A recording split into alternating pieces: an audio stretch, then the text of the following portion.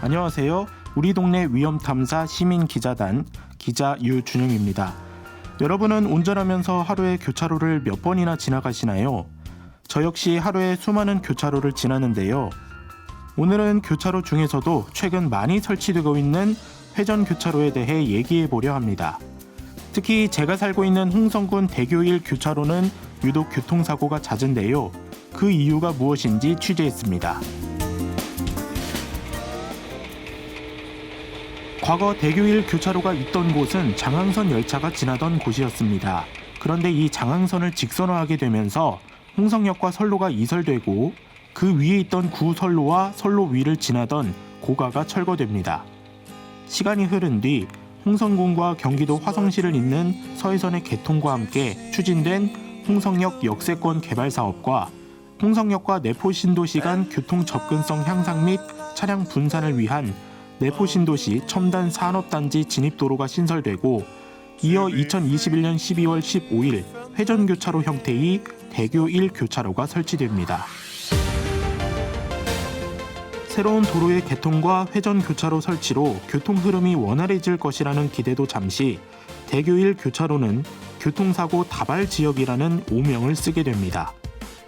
교차로가 설치된 2021년 12월부터 현재까지 제가 목격한 사고만 20건이 넘는 것 같습니다. 특히 출퇴근 시간만 되면 회전교차로 진입을 위해 오래 기다려야 한다는 점도 문제인데요. 그렇다면 대교 1 교차로가 회전교차로임에도 불구하고 사고가 빈번히 발생하고 또 정체가 발생하는 근본적인 원인은 무엇일까요? 먼저 교차로의 연결 구조를 살펴볼까요? 대교 1 교차로는 천안, 예산 방면에서 오는 차량과 내포신도시에서 오는 차량, 그리고 홍성 시내와 월산리 방면에서 오는 차량이 지나는 도로와 연결되어 있습니다. 차량 통행이 많은 간선도로와 시내도로가 교차하는 곳이기에 교통량이 많고 이들 차량이 한꺼번에 몰리면 5개 출입구가 모두 혼잡해지는 구조입니다. 출퇴근 시간에는 차량 통행량이 급증하면서 회전교차로의 진입을 위해 대기하는 시간이 과거 신호를 기다리는 것과 별반 차이가 나지 않아 교통 흐름을 원활하게 한다는 회전교차로의 장점이 무색하다는 비판이 나오고 있습니다. 회전교차로에 차들이 들어오는 곳이 많아서 사고 위험이 높아요. 재정비가 필요한 것 같아요.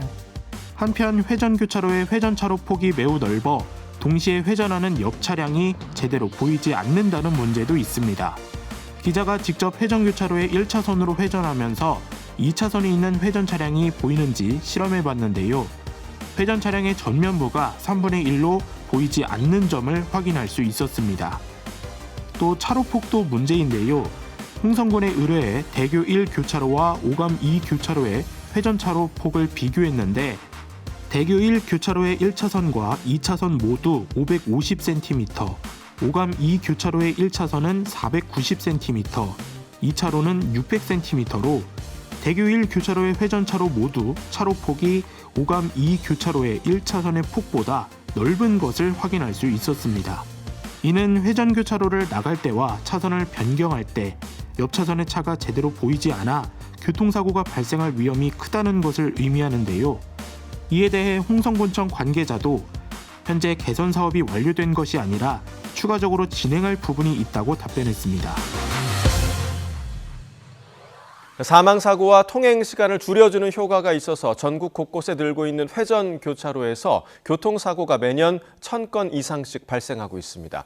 알고 보니 운전자의 3명 중 2명은 회전교차로 통행 방법을 모르고 있었습니다. 회전교차로의 구조적인 문제도 있지만 회전교차로의 통행 방법을 모르거나 지키지 않는 운전자가 많다는 것도 시급히 해결해야 할 문제입니다. 그렇다면 대교 1 교차로의 문제가 구조의 문제, 운전자들만의 문제일까요? 관할 지자체인 홍성군은 2021년 회전교차로가 설치된 이후 사고가 빈번하게 발생했는데도 대응 마련에 적극적이지 않았습니다. 개통 4년여가 지나서야 뒤늦게 올해 3억 6,119만 원을 투입해 지난 10월부터 석 달 동안 회전교차로 개선 사업을 진행했습니다.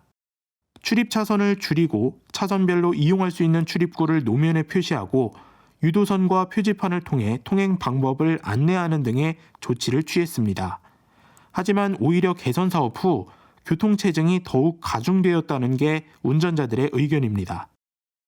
기존 예산 방면에서 회전교차로로 진입하는 차선은 2개 차로였지만 개선 사업으로 1차선은 회전교차로로 진입, 2차선은 내포신도시 방향으로 우회전만 가능하도록 변경됐습니다. 때문에 예산 방면에서 회전교차로로 진입하는 많은 통행량을 1차선이 수용해야 하는 구조가 되었습니다. 또한 변경된 차선 안내를 회전교차로 진입 직전의 노면에만 표시하여 2차로에서 1차로로 급하게 차선을 변경하거나 무리한 변경을 위해 오랜 시간 2차선에 정차하여 뒷차량의 통행을 방해하는 장면도 자주 목격됩니다. 결과적으로 1차선에 긴 차량 행렬이 이어지게 되면서 오히려 교통이 더 혼잡해지게 된 겁니다. 또다시 발생한 교통 혼잡의 문제, 해결책이 절실한데요. 대표적으로 2가지 측면으로 나눠 생각해 봤습니다. 첫 번째, 구조적 측면에서 교통 혼잡 원인으로 꼽히는 출입구 수를 줄여야 합니다. 앞서 설명해 드렸듯이 대교 1 교차로는 출입구만 5개입니다. 그렇기에 한 번에 많은 차량이 몰리는 구조로 통행량 자체가 많아 회전교차로의 장점을 살리지 못하고 있습니다. 두 번째, 회전교차로의 회전차로의 폭을 줄여야 합니다.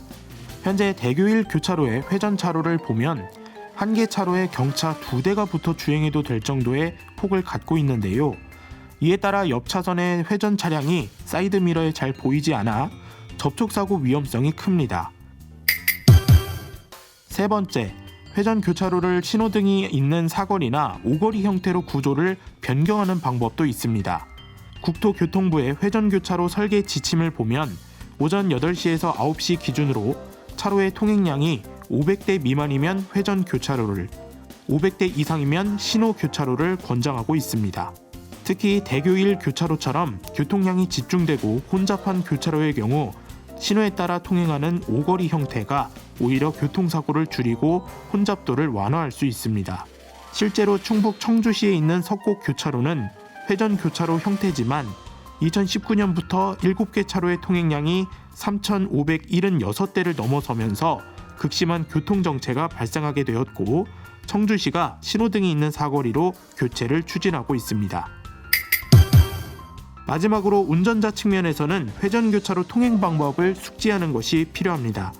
한국교통연구원의 회전교차로 안전운전 가이드에 따르면 교차로 중앙에 원형 교통섬을 우회하는 회전교차로의 올바른 통행 방법을 아시나요?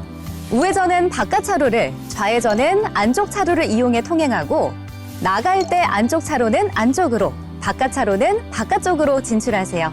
진입 시 회전 차량에게 양보하고 진입 후 멈추지 말고 서행하세요. 잠깐! 진입 시 좌측 깜빡이, 진출 시 우측 깜빡이 잊지 마세요. 이 수칙들만 운전자들이 잘 지킨다면 교통량이 많아도 사고가 발생하지 않게 될 겁니다. 교통 흐름을 원활하게 한다는 회전교차로의 장점만 바라보고 실제 교통량 및 예측되는 문제점을 철저히 고려하지 못한 대교 1 교차로로 인한 피해는 교차로를 이용하는 군민과 운전자가 고스란히 받게 되는 상황입니다. 따라서 홍성군은 이번 개선 사업의 부족한 점을 토대로 이어지는 개선 사업에 적극 반영해야 할 것으로 보입니다.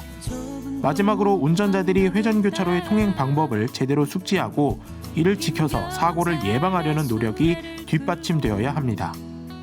대교 1 교차로가 교통사고의 중심이 될지 교통사고가 없는 안전한 회전교차로로 거듭날지 지켜봐야겠습니다.